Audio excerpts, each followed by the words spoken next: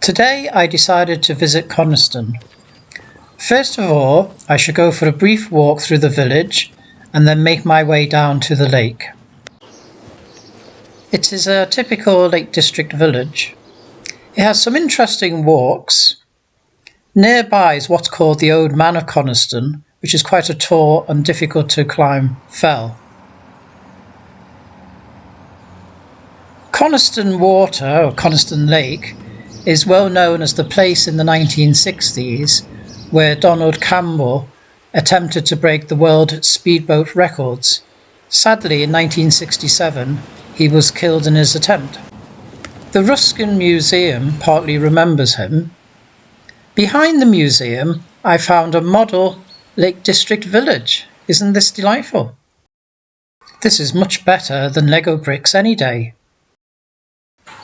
I guess by saying that, I've just spoiled my chances of any sponsorship from Lego. Sorry, Lego. I used to play with your products when I was a child as well. And there was another model village just around the corner.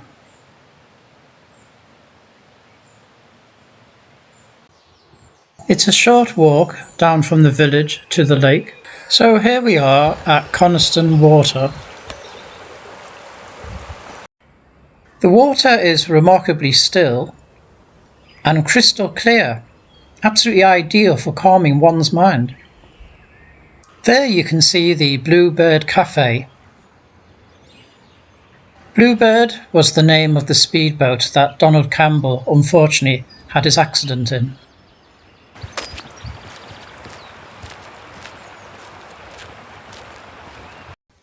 More philosophy students for me. I shan't quack a joke.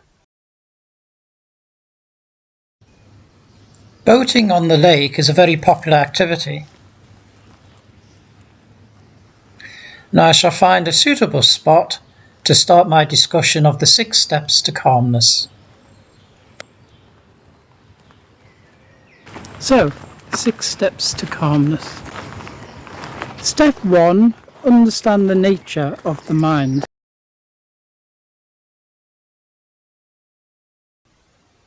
Marcus Aurelius said, "The nearer a man comes to a calm mind, the closer he is to strength." The mind is often compared to being a monkey. Imagine a restless monkey, jumping about all over the place. So playful, so mischievous. Now imagine that monkey's been drinking Guinness. It's a drunken monkey, even more restless and playful. Now imagine the drunken monkey has been stung by a scorpion. Now you really have quite a monkey on your hands. Why is the mind like this? The mind craves stimulation, hence the popularity of social media. Another feature of the mind is that it often works by association. So you think of Guinness, you think of maybe the Guinness factory in Dublin. Dublin reminds you of your holiday in Ireland. That reminds you that you visited Newgrange prehistoric site. That reminds you of Stonehenge. Stonehenge reminds you of the Flintstones. Flintstones reminds you of your favourite cartoons. So in encouraging a calmness of the mind, we need a 2-pronged attack. Firstly, we have to reduce this craving for stimulation. And secondly, we have to try to break this cycle of association, or at least make it work in our favour. So when we think of one pleasant thought, maybe the lake here at Coniston, it associates with other calm images and helps to calm us down. Step 2, reduce exhausting stimuli.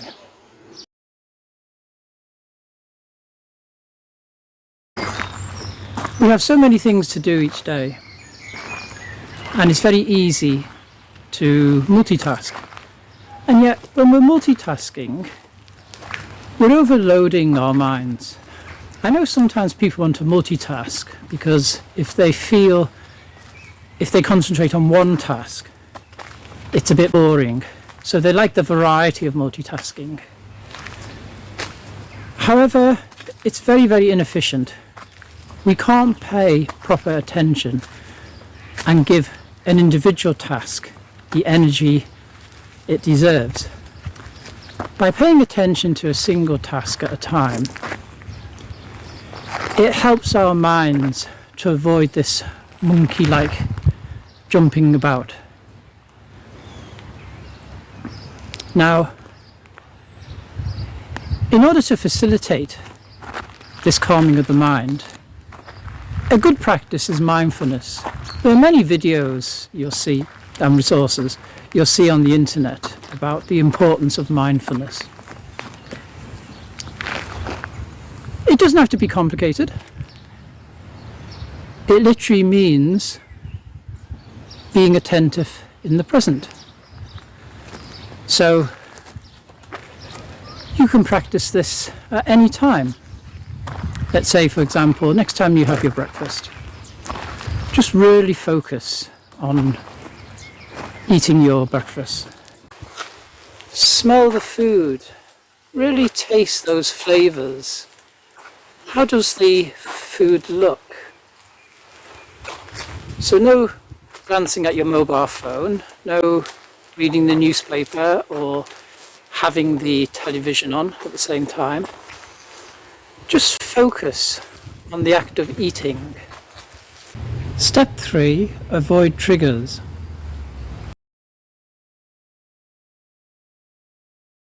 Undoubtedly, there are certain things which trigger anxiety or stress in us. If you can identify those triggers and, within reason, try not to expose yourself to them, then that would be very helpful. Let's say you have a job involving night shifts. So again, maybe your circumstances are such you need those night shifts.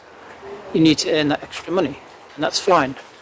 But be aware that night shifts have a very deleterious effect on particularly our physical health. We don't get enough rest.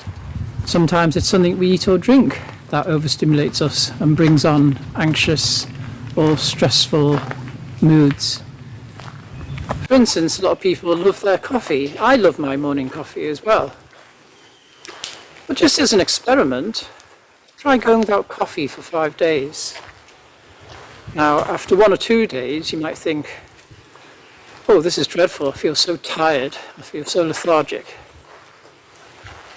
And yet after 5 days, interestingly enough, you do feel much calmer. I'm not saying to give up coffee. I'm just saying maybe it's something in moderation. Step 4, take up physical exercise.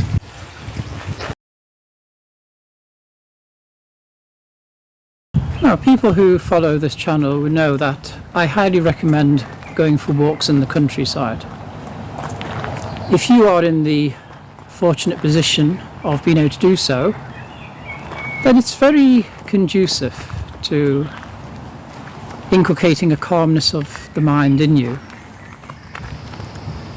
If you're not able to go for walks in the countryside, maybe there's a nearby park. Now, the purpose of exercise is for the brain.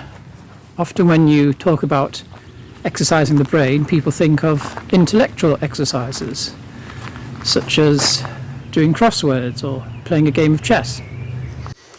The brain is a physical organ. It thrives on a better blood supply, on more oxygen. Now, as we're out walking, you can take the opportunity to practice some mindfulness. Just be aware of the sights and sounds around you. You may want to couple the walk with a breathing exercise. Slowing the breathing is very helpful for reducing stress and anxiety. So, for example, you can breathe slowly in, thinking, inhale serenity. And you can breathe slowly out, exhale anxiety. So, inhale serenity, exhale anxiety. Step 5, practice meditation. I'm sure you've been waiting for this one.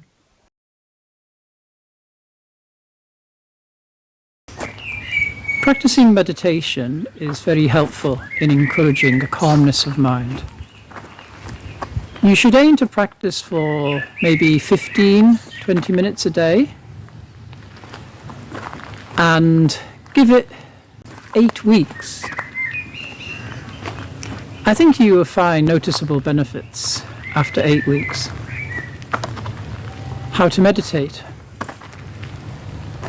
The important thing is to sit comfortably. You don't have to sit down on the floor in a lotus position. You can just sit down in an armchair. The important thing is to keep your back straight. One way of meditating is just try to observe your thoughts. Observe your thoughts without judgment. Imagine you are the blue sky and the clouds floating by are your thoughts. Just observe them. Have a little bit of distance between them and you. Don't judge the thoughts. Try not to identify with the thoughts. Just observe them gently going by. This also reminds us that things pass. So if today is a hard day, you're feeling anxious, you're feeling stressed, it will pass. Just like those clouds, just like those thoughts in the sky. A second technique of meditation is simply sitting still. Rather than focusing on the mind, focus on the body, keeping the body still. Slow your breathing down. The monkey mind will take notice of the body and eventually will itself calm down. As the saying goes, monkey sees, monkey does. Now I grant you that keeping up a meditative practice for 8 weeks sounds like hard work, but it's worth it. Please do persevere. You will experience a deep calmness, and it will leave you wanting more. The best way of describing the experience, I would say, is it's rather like if, unfortunately, you've had an operation and you wake up from general anaesthesia.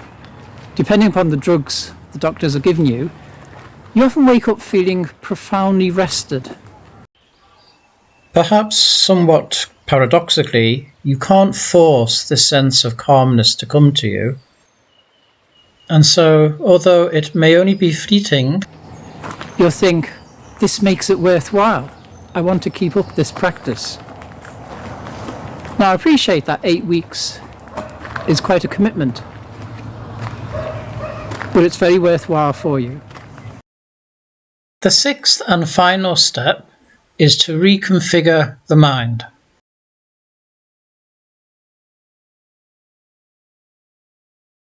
Break that circle of troubling thoughts leading to more troubling thoughts. You should start to see the thoughts in isolation, and so they will have less hold on you. And similarly, if you feel stressed or anxious, think a calming thought and allow the calming thought to lead to other calming thoughts. The power of association. We don't want the mind to be a drunken, scorpion-bitten monkey. We want it to be a garden in which we can plant seeds of positivity and calmness. I hope you have enjoyed this video. See you next time. Please do not hesitate to leave a comment down below. I usually reply promptly to all comments.